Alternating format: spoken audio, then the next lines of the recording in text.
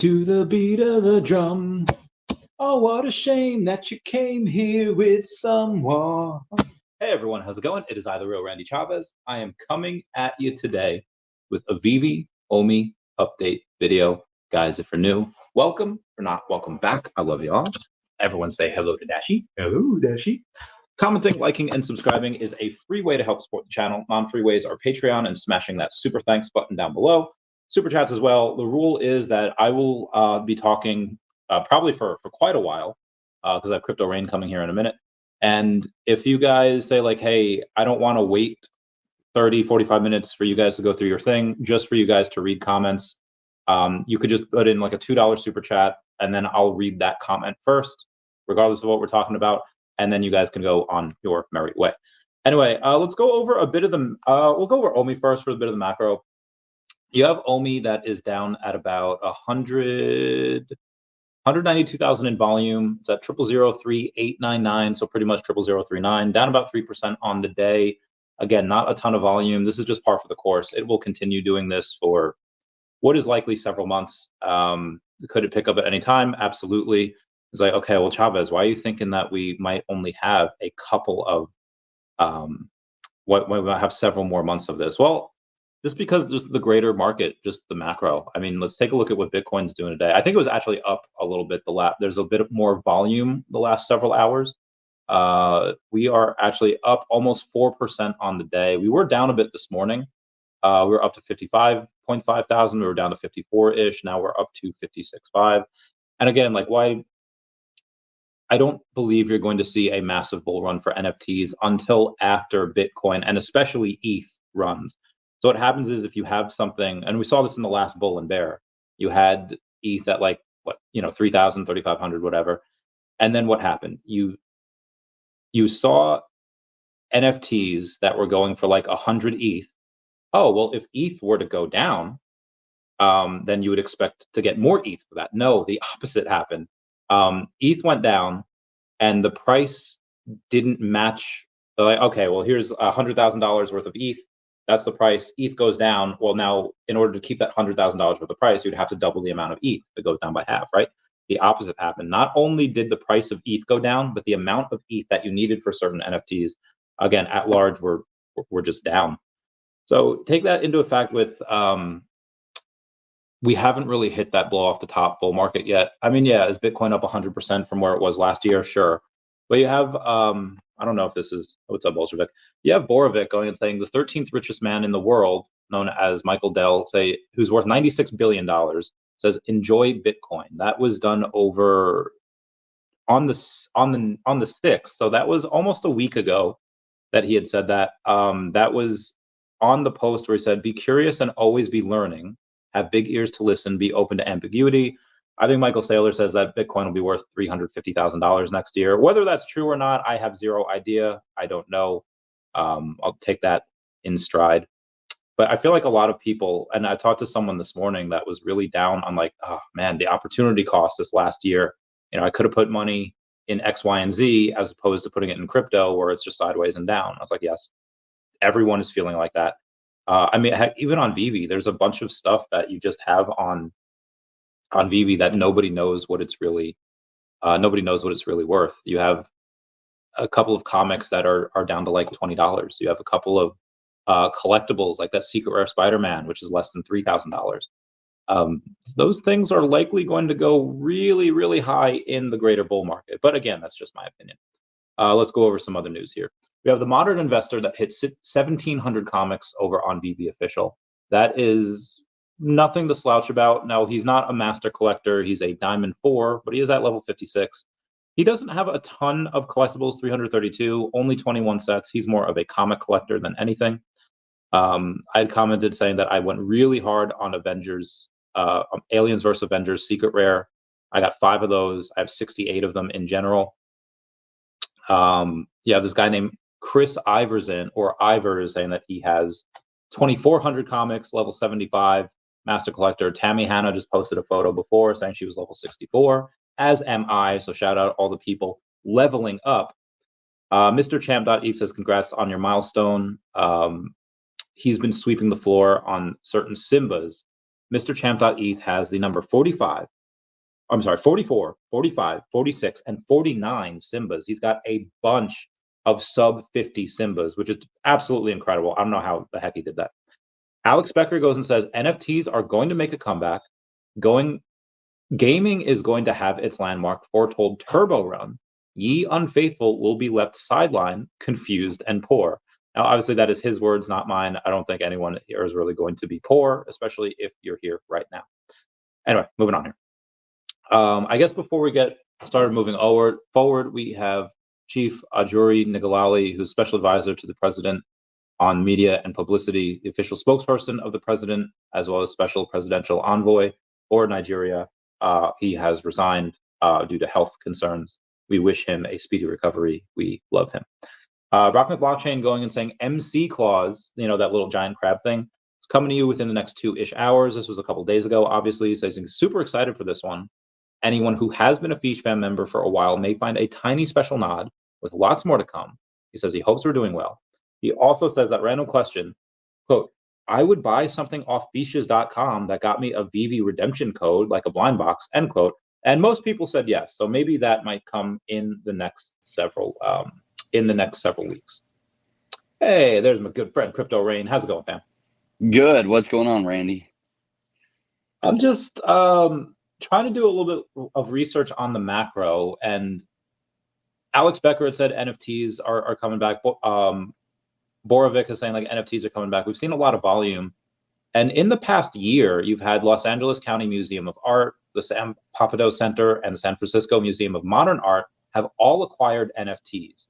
So it seems like a lot of these companies are going on, and they are a lot of these heavy, not retail. Well, I guess some retail, but a lot of institutional money and a lot of museums and governments are buying NFTs for their private collectors. When does that translate into the bull market for NFTs? I'm not certain. I just see a lot of the general public has like no idea that this is happening, but it is. Like, we see it because we have a lot of those connections. We have a lot of people connected to big institutions and the government, and we see them buying, and we know it's happening, and obviously they're going to keep that secret as long as possible. Just curious to see when that goes towards other stuff. Yeah, so some people say, oh, NFTs aren't going to run again. They're dead. And it's like, people said that about every crypto project during the previous bear market that ended up becoming big too. And NFTs aren't a specific crypto project, but why wouldn't digital verifiable electronic art have a run as crypto runs again?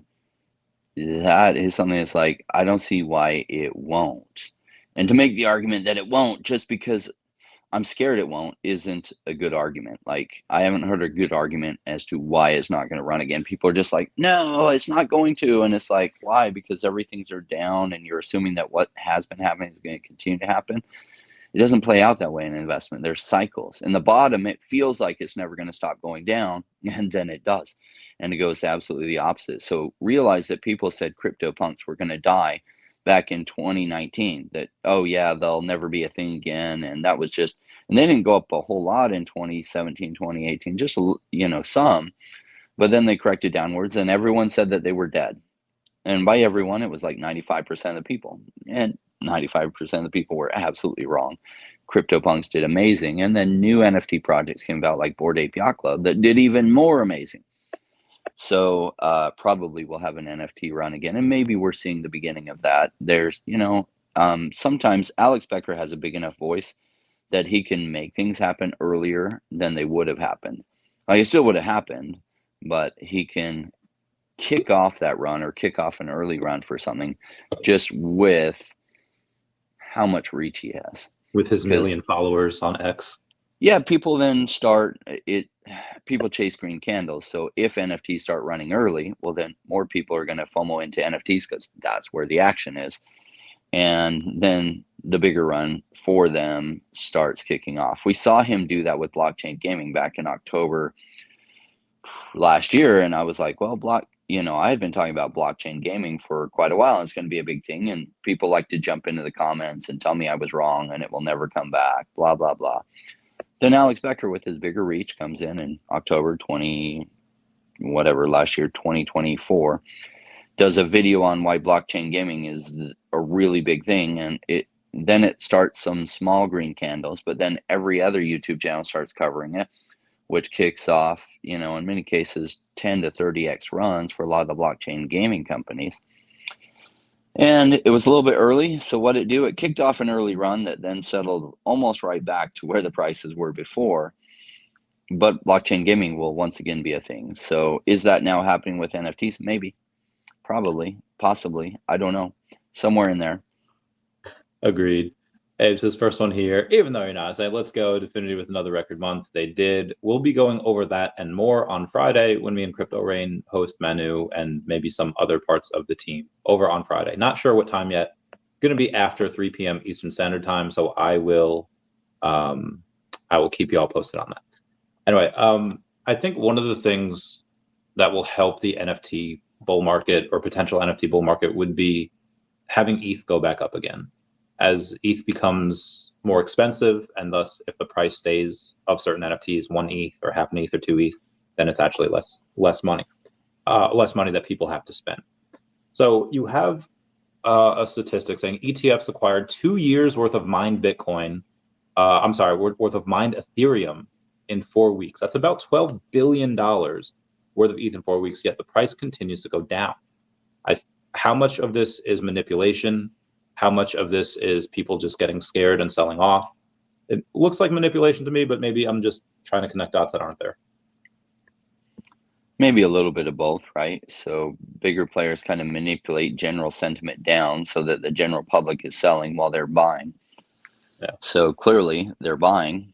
So it's funny that, a lot of people sell when they're scared, and that is the worst time to sell. Agreed. Moving on, the top 500 hodlers. This past week, we have Expert44 purchased 517 collectibles. This guy had, on the Marvel 85th anniversary, bought like 200 of those from the store. He bought a ton of the Aliens vs. Avengers one. He purchased 517 collectibles this week. Bezoj Man purchased 654.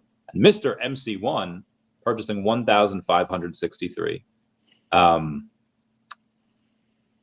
If people are saying VeVe NFTs are dead, and VeVe, they have no users and nobody's buying anymore, what do these people like Expert, Bezoj Man, and Mr. MC1, what do they know? What is their mindset? Why are they so calm and continuing to buy when others are very fearful? Well, in 2020, I can't tell you how many times I heard that CryptoPunks were dead. They were going for, during that bear market, like 1 ETH, when ETH was going for like $120. And then those CryptoPunks were going for $120,000 plus a piece.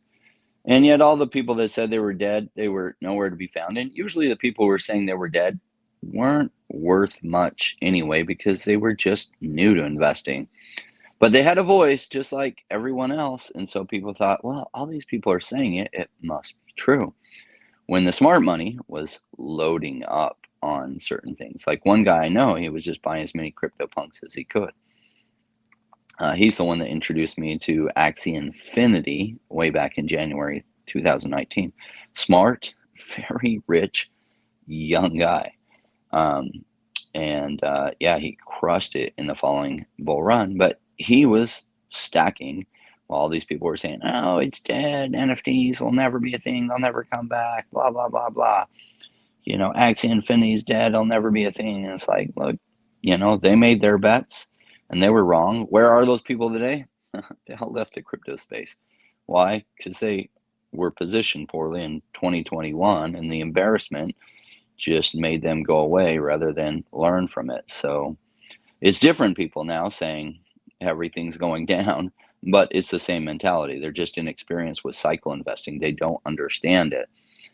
And to them, it feels like it'll never go around. So they're saying what their feelings are telling them, and their feelings are just wrong. And so smart, calculated people are buying, people with experience in different cycles who can look at like what's happening and saying, gosh, the chances that this goes really big are high. So they're making calculated buys. The people on the other side are answering from a place of emotion. Agreed. Speaking of people doing some buying, there is one wallet that started on the and this is going to the macro. This is not on VeVe anymore. They started on 26 August with buying 500 Bitcoin, and they've continuously added 500 Bitcoin every single day. They started when the price was $63,000 and have dollar cost average down now that the price is 54,000. Now they have 12,500 Bitcoin, and the total is worth $677,224,039 and however many cents.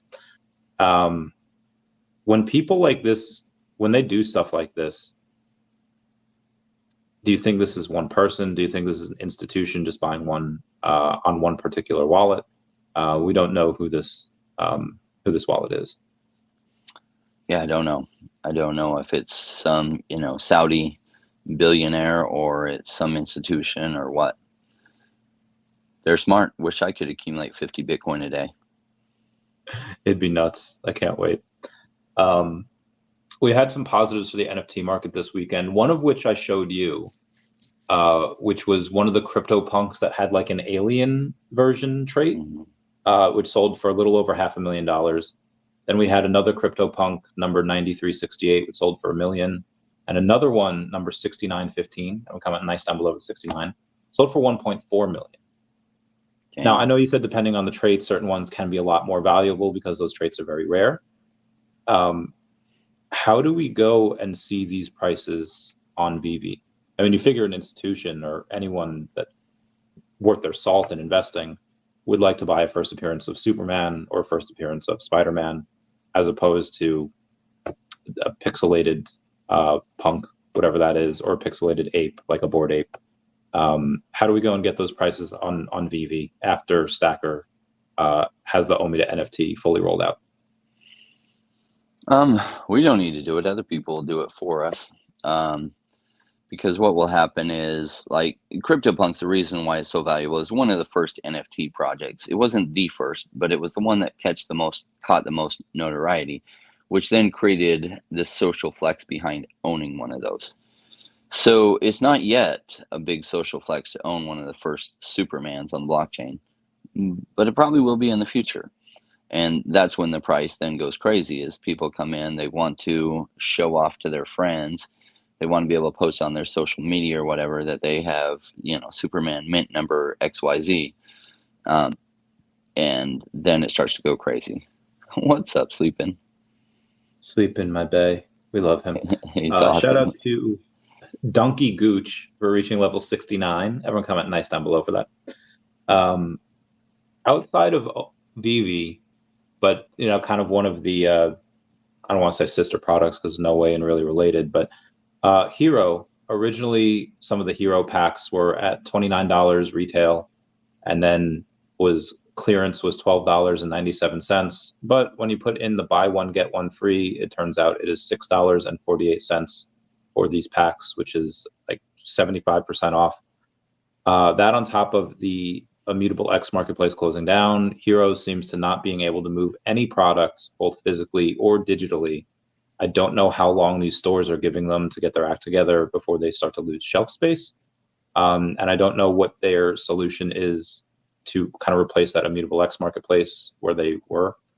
Even though they're interoperable, even though that they had a really good team, what is their solution and what can VeVe learn from them? Well, I think the only thing that can save them now is a greater bull run. So if there's a greater bull run and all of a sudden money starts coming into the marketplace and values go up, it'll be easy for them to get the Immutable X marketplace going again. They just need money, right? And they're just low on money, is my guess. This is early stage business investing, and sometimes companies run out of money. Sometimes they almost run out of money and they're able to find other sources of it. If NFTs start going crazy, then they've got a shot. I don't know how much available cash flow they have. They're probably running on fumes right now, and or trying to look for additional capital to stabilize.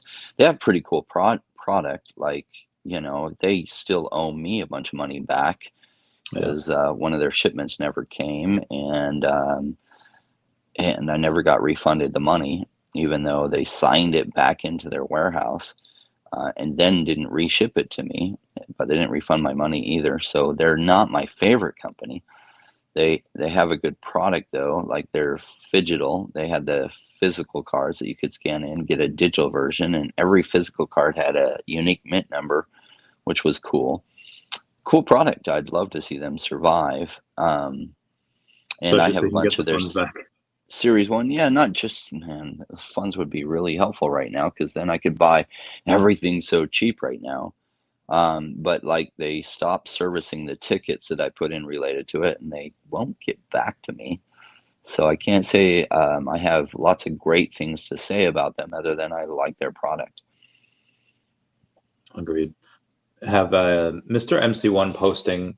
You can guess this gem most don't know about. He says, I'm sold as a comic, but not a full comic story. I'm the scarcest among comics with only 200 and in just one rarity. It's a common. I have lettered preview pages. I have alpha about future first appearances and upcoming comics. Who am I and have you read me? So this one, I think, is X-Men from the Ashes. That is a common. There is only one rarity. There's 200 of them. Right now, there's only 17 on the market. Cheapest is $45. Here's where you have some of those things, scarcity versus rarity. Scarcity does tend to be king on VeVe, at least right now. And popularity, not so much, depending, again, on the mint size. When you look for things, how much does scarcity matter and how much does popularity matter to you? At least on VeVe. It's a combination of both of those. So scarcity and popularity are both variables in that equation. So it depends on how high the popularity is, because you could have really low scarcity, but if it's not popular at all, scarcity won't matter. If you have really high popularity but there's not much scarcity, the price will still pump. It just won't pump as much. So you have a combination of both those, and then you get a Miles Morales situation. Oh, Miles Morales. Yeah, that's I think that's still going for like 7K in the secondary right now. Which is amazing. Yeah. I would love that. I did not get that on the drop. Yeah, bummed about that. But I'm not going to pay 7K for a Miles Morales Secret Rare right now. Too many other good options. I would be much better to put that in crypto. That's what I would do. Yeah. But that's me, not financial advice, obviously. We have saying hi to some of the peeps here. VV Wheels saying, what up? Crypto Rain, what up? Justin saying hi. Jomi saying, Rain with the massive upper arms over there. Got them veins popping out. Oh, yeah. Barry Man. New quest is, did Jordan give up on Omi? I don't know what he said publicly. He's just decided to explore other areas as far as making content. So obviously we all parted as friends, always wishing him well. Unless, I don't know if he said, do you know if he said anything publicly about his Omi position? No, other than he doesn't have near as much Omi as he used to. Yeah. So he's diversified out of it. He was too heavy in Omi. Like, that scared me at first. He was pretty much only in Omi, and I don't recommend that position to anyone. Even though if I had to go all in on just one product or project, it probably would be Omi, but I would never just go all in on one project. So unless there's some circumstances where the government's like, you can only invest in one position, so then, okay, it would have to be Omi. But short of a circumstance like that, I believe in diversification. So he's now diversified out of it, but he's, I think, diversified almost all of his position out of it. Not that might be an over diversification out of it, in my opinion, but we'll see how it performs. Don't know if that's right. Like, I like Omi. It's one of my top 5 picks. Yeah. So I think Omi's going to be a huge home run. And so I'm heavy in Omi. So we have a here, Planet Profit. I don't know if he's trolling or not, saying Kamala for president. We have a Trump versus Kamala debate that's going on tomorrow. And I do think a bunch of people that are on the fence of who they're voting for are going to be decided by tomorrow's debate, because I don't think these two have ever shared a stage. They will tomorrow. I don't know who's going to be in the audience. It'll be fun. What do you expect the outcome of tomorrow's debate, or how do you expect the debate to go and the consequences of that for voters in the country? I have no idea. I think most people have made up their mind for Kamala or against Trump, right? For Trump or against Trump. How many people are excited for Kamala? Some, a few, right? A few really like her. Few are just excited not to have Trump win. And a lot of people excited for a Trump win. So we'll see how that shows up. I don't know that there's too many middle ground people, but maybe I'm wrong on that. We got God's interesting. Hopefully, we only have an 18-month recession after the rate cut, saying at best a pump 2 to 4 months after the rate cut. So it sounds, and don't let me put words in your mouth, Mr. Entry, but it sounds like he's saying that even after the rate cut, we'll still continue to go down for 18 months, but possibly a 2 to 4 month pump afterwards. Do you agree with the statement? Why or why not? Yeah, that's as good of a guess as any. I mean, my own prediction wouldn't be too different from that. Why? Because it takes a little bit of time. You'll see usually if they do cut rates and it's exactly what's expected, then assets might not even pump that day. In fact, they might decrease because it was already priced in. But if they cut rates more than expected, then you'll see a pump that day. But really, the effects take a little while to be felt. So probably as they cut rates, that signals the shift that they are going the other way, and the market over time will get more and more bullish as they cut rates more. And then you already have a lot of money coming into the markets, but those effects are like slow to turn things around. So I think they've started cutting too late. They started putting money in too late. And so now that they're finally starting to do that, just take a while to have an effect. I think that depending on how aggressive they are with the cuts, 25 basis points, yeah, a little bit of money will go in, restore some confidence. But 50 basis points, I think you see a bit more money, like $1 trillion or so, rip into the market pretty quickly. I feel like we were supposed to get these rate cuts earlier this year. They kind of dropped the ball on that, I feel like. But I don't know. What do you think that does? How much of that do you think goes into crypto? And how much do you think that positively or negatively affects Bitcoin, ETH, and alts? I think as they stimulate the economy and they cut rates, it impacts crypto more than all of the other markets. But so it really impacts crypto by a lot. We saw that in 2021, where we pumped quite early in 2021. I think it's mostly because of the stimulus that we pumped so early. Yeah. And ended up having to double top that market, but it was too early for it to run when it did. Yet I think it ran because of the stimulus money. And so a lot of that money went into crypto. It seems like after the 2020 halving, we popped off like crazy, like almost right away. And now in the 2024 halving, it's like, this is strange. We expected things to happen. And I have institutions buying, and it seems like it's not. But I mean, we also had like a $3,000, Bitcoin last time. It was really, really, really bad. Now I think we had I think we were at like 14K at one point, or 16K Bitcoin, and then it went up. We obviously got cut short because of the whole Russia invading Ukraine, kicking off the bear market. As this bull run continues to take hold, what do you think are some things that could potentially stop it, or at least cut us off early? World War III. Yeah. Like I don't know. It's hard to anticipate what things will or would or could stop it early. Basically flipping policy to where they start pulling money out again and they start raising rates again. That's really what turned around the last bull run. In fact, when they started raising rates, that's right at the top of where Bitcoin peaked and then started going the other way. So that's the number one thing they could do. I guess there could be other things. It just happened also coincide with like Ukraine and stuff a little bit later, but I think it was the bigger shift in the monetary policy that turn the tide to go the other way.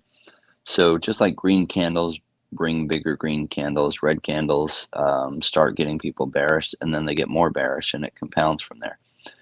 And if you think about it, the pendulum shouldn't swing so far to each way, but it does, because recency bias is powerful. And so if things have been started to go up for a while, people are assuming they're going to keep going up, and it's just never going to stop until all of a sudden they get shocked by some red candles, and then there's a little pump, and then more red candles, and then they're like, oh no, it's never going to stop going down. So then they sell into that, or some hold on and hold on and hold on. Then they get really freaked out by the big red candles, and then they sell into that, and sometimes end up selling the bottom. Eduardo Ramos says, can anyone tell me what the VeVe roadmap is? I mean, VeVeverse at some point, we don't really know. We don't have any time estimations on that. Hopefully a year, hopefully before the end of the bull. But Omi to NFT is literally right there. Like we're in beta right now. We have a bunch of people that get added every week or every month. So that'll happen likely before the end of the year, where that's officially rolled out. Once we get utility for Omi, which is that Omi to NFT, it seems like then we would be able to go on other exchanges without having to worry about being put on the SEC's radar, because we would actually be a utility token. Like we would have a ton of utility, and more will come. As far as VeVe, get licenses, do the drops. Do you have any other things that you would like to see, or things that are missing here? I mean, from a bigger perspective, VeVe's roadmap is get more customers, get more IP. Along with getting more customers, it's expanding to new markets. Like, remember, David, you spent some time with China in some announcements related to Alibaba or Alipay or something. What that is all about, we have yet to see, but I'm sure that's about something. So, like, imagine if VeVe opens up in China and has some intellectual property that's interesting to the Chinese culture. Well, that could be a big deal. Do I know if that's coming together? No, but he's been spending a lot of time in Asia and other markets. So it becomes like a global thing, which is what I hope with VeVe. So more IP, more customers, as well as more markets, like more countries.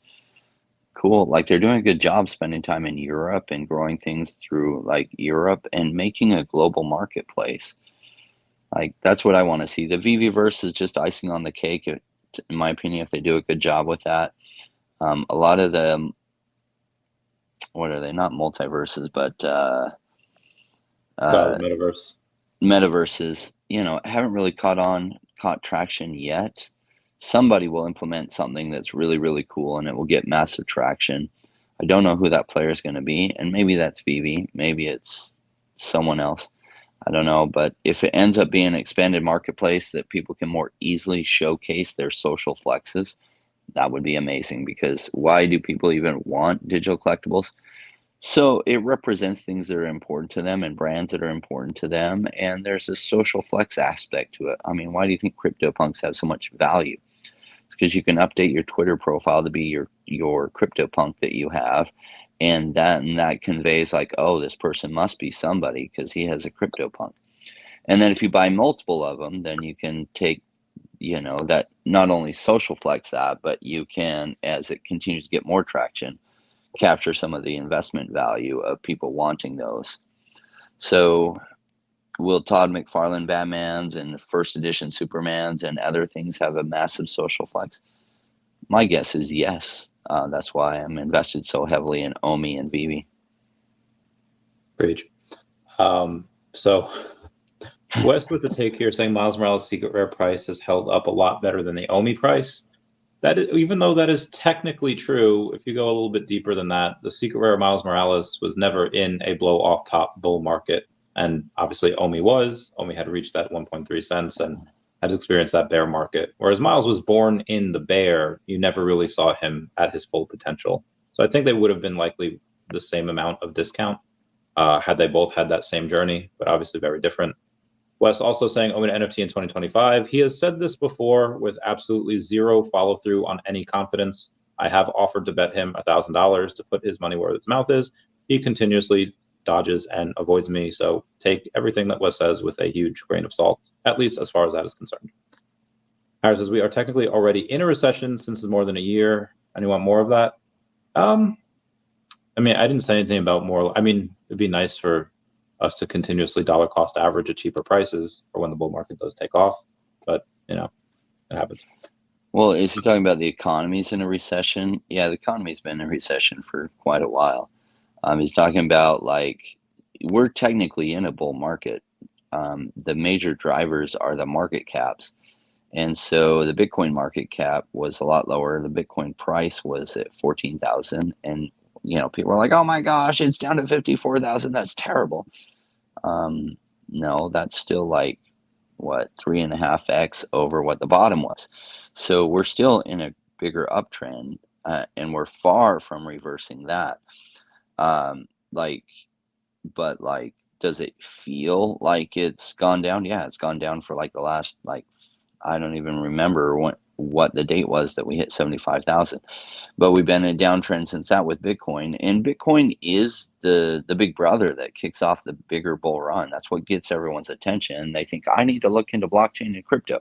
And as they do, they then find all these other altcoins, and the interest in the digital space goes way, way, way up.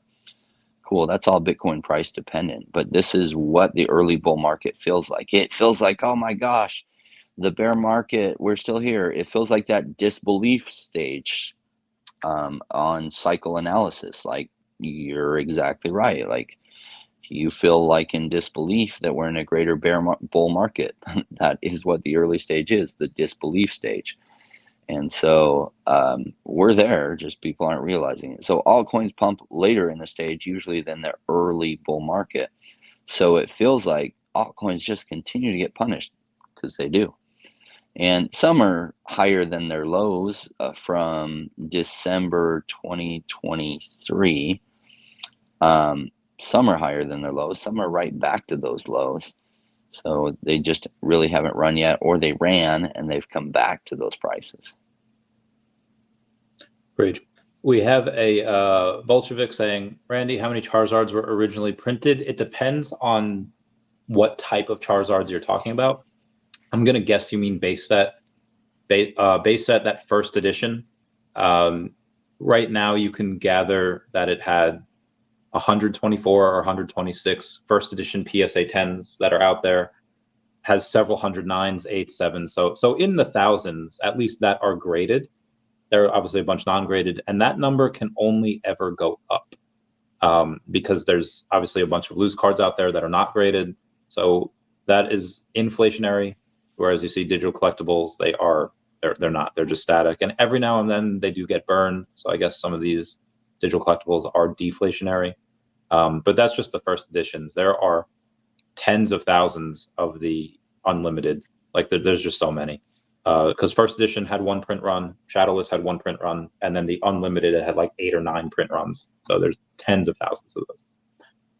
Harris says, I'm bored of this market. Let's start the parabolic run already. I feel like this is a really important thing to go over, because I have a lot of people getting bored. We were talking to a whale this morning that was like, had this big opportunity cost. You know, I could have just held everything in other stuff for a year or more and then had come in now. And obviously that's 100% true. But yeah, you have I don't know, how do people fight the boredom? How do they fight the urge to say like, hey, this isn't working after so many months or years, and to not go into other stuff that is pumping? Yeah. So with a magic crystal ball, you could play things exactly right. So if you find one of those that works, let me know about it, because I don't have it. So over a greater time period, basically from the greater bear market into the greater bull market, when that blow off top happens, there's no better asset class you can be in. But when you're dollar cost averaging in that bear market, and as you're still dollar cost averaging in the early bull market, it feels like, oh my gosh, if I had had my money in this and then rolled it out and had it available to me now, I could have done so much better. Yes, welcome to the world of I wish I had a magic crystal ball. Don't we all? Because if I could just borrow a magic crystal ball for like the next year, I'll be worth $100 billion or possibly the richest man in the world. But I need a magic crystal ball to do that. Without that, I just have to make pretty good guesses. And a pretty good guess is I buy projects that I think have a strong, compelling narrative, that have a good team, that hopefully have enough cash to survive until the coming bull market. And I like particularly ones that are between 1 or 2 years up to like 5 or 6 years old. And investing in those because greatest chance for high gains in the coming bull run is they get their narrative catches on. And then I sell. And so, sure, if I had a magic crystal ball, I would have played things so much better, and I'd already be worth probably a couple $1 billion and be set up to make even more. But I don't have that. Nobody has that. So, yeah, welcome to the world of we all wish we had that magic crystal ball. So, short of that, you just have to take your best guesses. Like when I started dollar cost averaging in Cardano at 11 cents, do you think I was kicking myself later when it went to 3 cents? Yes. Did it work out just fine for me when Cardano later went to over $3? Oh, yeah, it did. But I didn't have a magic crystal ball, so I started buying Cardano 11 cents, even though the true bottom was 1.7 cents. I didn't have a crystal ball to know where the bottom was going to be. I had to just start buying at a good price, knowing that it might get cheaper on me, and then it might even get cheaper, and then it might even get cheaper. Is it frustrating? Yeah. Welcome to the real world. This is the real world, and you're taking guesses. You're taking, if you're smart, educated, well-reasoned, well-researched guesses, but you're still making guesses. You're taking probabilities. And even if you have a 90% probability of being right, what timeline is that over? Oh, the next year, 18 months. Cool. So it might seem like you're wrong for 12 months before suddenly you realize you were right the last 6 months of that 18-month horizon. And guess what? A lot of people sell during that 12 months. They're like, no, oh crap, it's done nothing but go down more and more and more. And I could have been in XYZ project. And so now I'm going to sell and roll into XYZ project that's up 50x because I just want to be where the action is. Okay, good luck with that. Doesn't usually end well. But yeah, they're just playing the odds wrong when they do that. And I see that happen all the time with new people. I don't do that. I have done that, and it went poorly for me too. Breach. Abe says, Bitcoin, Devi, do something price low. When? Yeah, we are all excited to see, as Rain said, when someone has that crystal ball. We have no idea. I love that statement from Abe, right? He's just like, it's just poking fun at the people that are like, oh, my price is down. The devs need to do something. And it's like, oh no, Bitcoin's price is down. Devs, do something. And you're much more market dependent. VeVe could come out and they could spend $100 million doing marketing campaigns and they would get some customers. But what's really going to really bring in the customers is when blockchain or Bitcoin goes a lot higher, and then the wave is already going to be coming in, and then they can run a little bit of advertisement during that time frame and get tens of millions of customers for very, very cheap. If they tried to advertise in this market, they would just be burning cash. They might as well just hold a bonfire, lie down cash, invite a bunch of people. Some people come, will get the VeVe app. That would be about the same level of effectiveness as if they tried to run major marketing campaigns right now. So let Bitcoin do the hard work for you. Save your cash for better opportunities. We have Harris saying, Rain, are you aware of Trios? They're not in the top 100. They're over at number, just took a look, 643 over on CoinGecko. They have a decent amount of volume, 640,000 at least the last 24 hours. They have almost 100,000 followers over on X. I'm not 100% sure what they do. They say trustworthy and reliable, intelligent, autonomous systems, a layer 1, -1 blockchain, and decentralized cloud computing infrastructure. But that's all they're really saying. Do you have any idea who they are? I remember the name. I don't remember why or how I know their name. But like there's thousands of crypto projects and I know their name, but I don't remember more than that. It's been a couple of years at least. So I don't remember why that name is so familiar to me. No. Since says, stay tuned, the day of reckoning is coming. Not 100% sure what that is. I've been hearing a lot of that from a bunch of conspiracy theorists for most of my like adult life, since like probably the mid 2000s. Like, oh, the countries are dropping the dollar. The dollar's gonna. And granted, the value of the dollar has been going down. So fair point. But yeah, I've been just hearing that just forever. You know, buy gold and silver because the dollar's trash. And sure, silver's gone up. I don't know, $8 in the last 14 years. So yeah, in 14 years you made 50%. That's something, I guess. Anyway. Yeah, did you really even make money? All you did was didn't lose position on your US dollars. Yeah. Have God's Entry saying exchanges yet? I mean, we had a couple this year, but we didn't have no big ones that I think he's hoping for. At least none that'll give a ton of liquidity. The biggest thing that could happen is the new marketplace Stacker being able to buy the OMI there easily. That would be the biggest thing that could happen.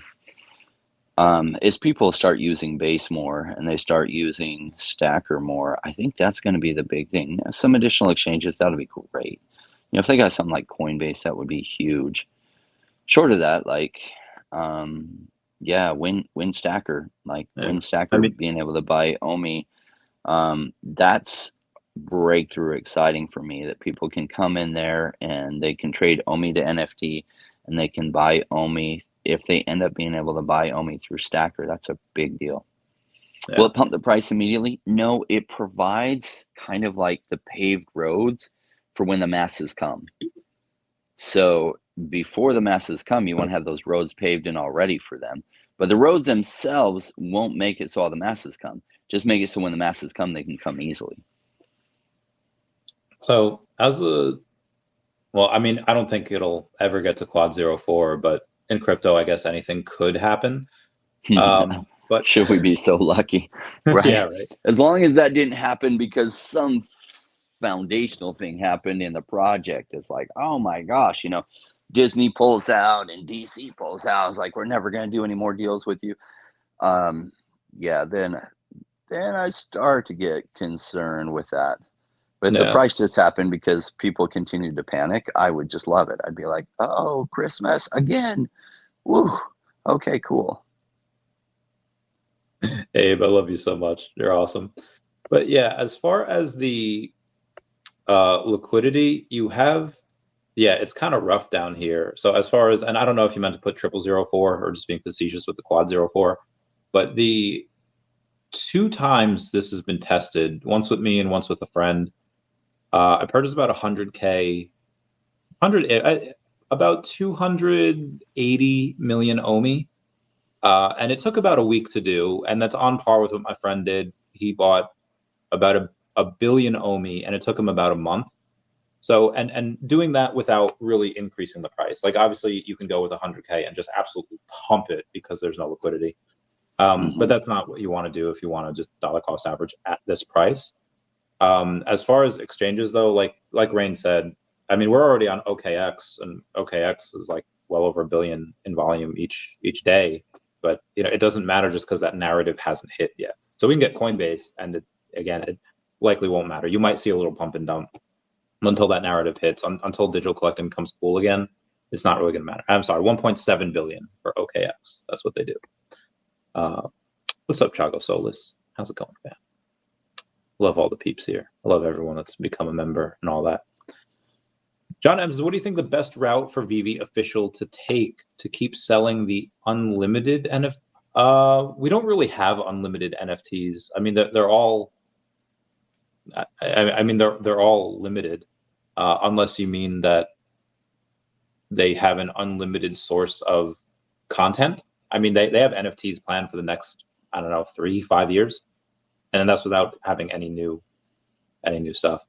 They're going to keep coming out with additional stuff. That's like saying Hasbro shouldn't make next year's G.I. Joe figures. Yeah, they're going to make next year's G.I. Joe figures or whatever, right? Like, that's what Hasbro does, and this is what VeVe does. So it's up to you to determine which ones are worth you buying. Should you keep collecting them all? They said like 2.5 years ago there'll come a point where you can't keep up with all the VeVe NFTs or digital collectibles. You Yeah. won't be able to because you won't have the funds to. And like we're there, right? You probably can't continue to keep up anymore. There was a time where you could keep up. You could, like, they didn't have enough drops coming. But like their goal is to be like a digital collectible store, kind of like a digital toy store, and hopefully be the #1 digital collectibles app. But that doesn't mean every digital collectible is going to go up in value, because a bunch of them won't.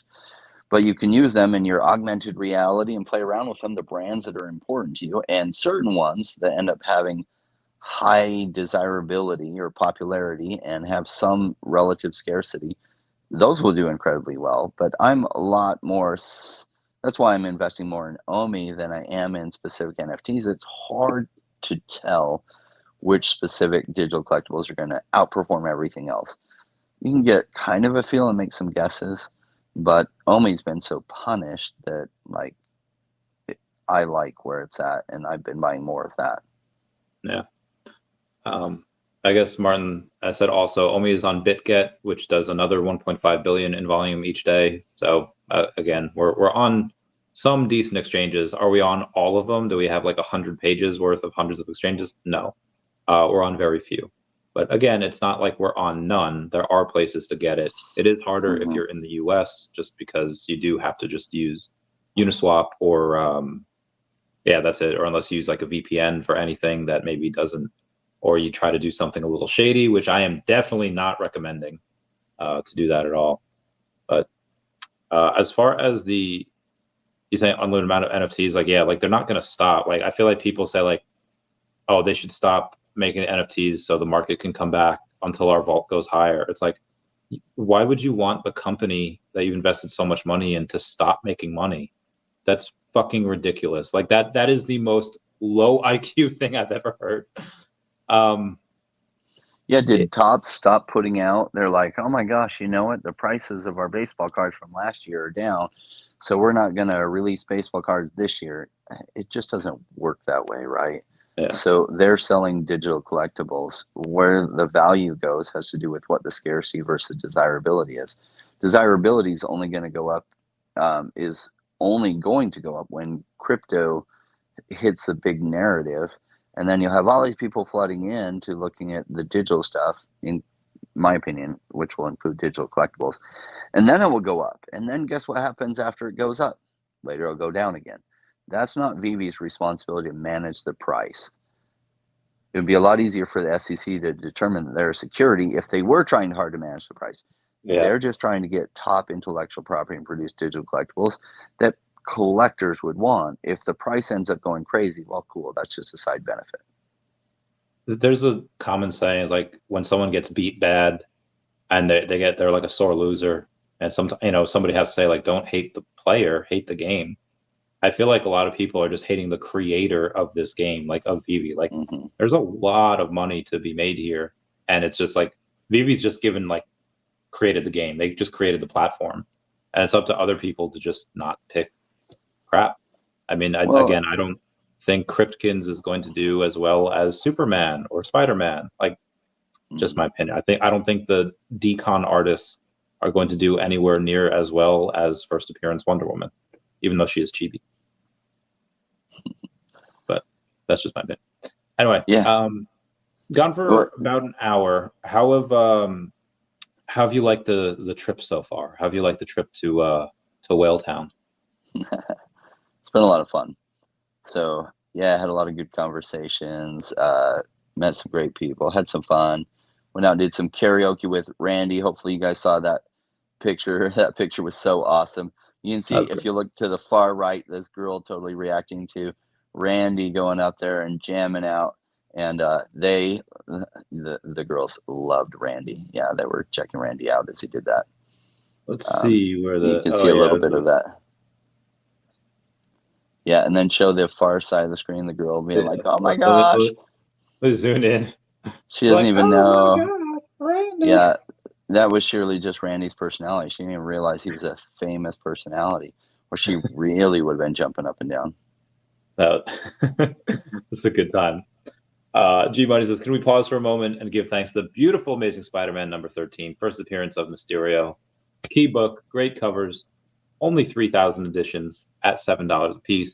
Common sitting at 14. I thought that was very nice. Yes, they did. The problem is like with the, and I think why it was a good idea for both VeVe and Marvel to do the VeVe Comics website where they sell all the Marvel comics is because there's only so many key comics that they can put out. There's only so many first appearances, or only so many one of those. There's still a few grails that they've yet to do. There's a bunch. I don't know if you can get this. You can't get it on VeVe. So here's something I kind of want your opinion on. What's done is done, like by Marvel, and maybe Marvel doesn't want to have this, but there's a comic book. I think it's fairly recent, like it's this century, after 2000, where Kitty Pryde is obviously X-Man, mutant, and they get, you get the mutant sympathizers that are like, oh no, they're just people. They were just like born this way. And then you have somebody that happened to be a black mutant, and Kitty Pryde is just like, no, like we have to just be. It was just about tolerance, and everyone's like, oh, well, everyone's calling us like our friends, the ones that are like getting beat up for us, like mutant lovers. And then she turns it around on them and goes in and full hard R says like the N word, like, oh, would it be different if they called us, the expletive N-word lovers? And he's like, and that was like printed in Marvel Comics. That's pretty controversial, but it's a pretty famous comic. Is that something you think like VeVe should go into? Be like, hey, or is that just like, nah, stay as far away as possible. Don't touch that with a 10-foot pole. Because they haven't released that comic yet? No, that was released, I don't know how many years ago with Kitty Pryde. Yeah, but VeVe hasn't done that comic yet. No. That'd be a cool one. Like, the truth is, like, it was very politically incorrect to defend the targeted class back then. It's still politically incorrect to defend whatever class is targeted in the present. Like, racism hasn't gone away. It just changes the focus of what it's racist against. And so, whatever the current propaganda, whatever class it's targeting, it's politically incorrect to defend that, even though it's the right thing to do. And, back in the, 1900s through 1970, certain skin colors were very, very targeted. And if you defended them and you talked about that, then you were then targeted too. So. Yeah, actually, this one I just looked it up. It was released in 85. Okay. So it was not 2000. Like I thought it was after 2000, but it was not. It was an older one. So yeah, by then that war was somewhat won, but there was still some controversy, right? Helping it, like the war against a certain targeted class then was mostly won, but not completely won. Ooh, God, hiccups. All right. In the last, I feel I've been monopolizing the whole question taken here. Got a couple minutes left before the hour. Anything you wanted to go over that we did not cover? Well, overall, like, we're still in this early bull market, and it can be frustrating. And what I get from some people is just, gosh, it feels like your patience is running out. And the truth is, you need to take a re-up injection of patience, because patience will roll you out of the game like just before those major gains happen. And I've seen that happen over and over again. Like, it really is a test of patience. Like, I can't tell you, is it going to run in 12 months? And what if I did tell you 12 months and it didn't run for 13 and a half months? In 12 months, you're like, I'm out of here. Rain said it would be 12 months and it's not. And I'm out, and you held on right till the very end until just before it actually ran. So I don't have a magic crystal ball to see exactly where things are run, and I'm just playing the odds. The odds are greatly, greatly stacked in my favor for acquiring the projects that I'm looking at least in my opinion. They're stacked massively in my favor. It worked out for me extremely well last bear market by playing this. I feel like I streamline my strategy a lot more, and I look for exactly what types of projects made me the most last bear market into the bull market. And so I'm really heavy on the types of projects that outperformed everything else last time. Do I know that they're going to succeed? No. Do I feel like I'm playing poker and I have a handful of aces, yes, that's exactly what I feel like. And now, you don't necessarily win if you have a handful of aces, but your odds are as good as they pretty much ever get. So that's the types of bets I'm taking. I'm going all in on them. People are like, oh my gosh, what happens if crypto all goes to zero? That means there was some world-ending event that all your money's worthless anyway. So it's like, I hope you have a Yeah. bunch of food storage because we're all screwed without food storage, guns, and ammo. In some kind of world-ending event like that. Otherwise, crypto is like, it's a pretty dang good bet in my opinion. That's why I'm so heavy in it. And look, some people run out of patience. Cool. Are you going to sell low? And what are you going to roll that into? What else can go in the next 12 months or 18 months? What crypto can do in the next 12 to 18 months? Oh, real estate. Oh, yeah. Well, real estate's been going up for 12 years. Do you think it's just going to continue to go up? Is that what really happens? Or it just feels like it'll keep going up because it has been going up and you're getting hit by recency bias, the opposite direction of what's now hurting you with the recency bias. Cool. Take whatever bet you're going to make. I'm just sharing with you what I'm doing, why I'm doing it, and you're going to see why I'm playing it this way. I don't know what Chuck beer tastes like. I imagine, I don't know. Well, ask somebody that's done it. Some more Caspa. I don't have any Caspa. Maybe I should, but they're very, very high market cap already. I kind of like the ones that I'll make a bit more on. Anyway, guys, that's it for us. Please comment, like, and subscribe. Comments are good for the YouTube algorithm. Everyone say goodbye to Dashi. Bye-bye, Dashi. Bye, guys. Bye, Dashi.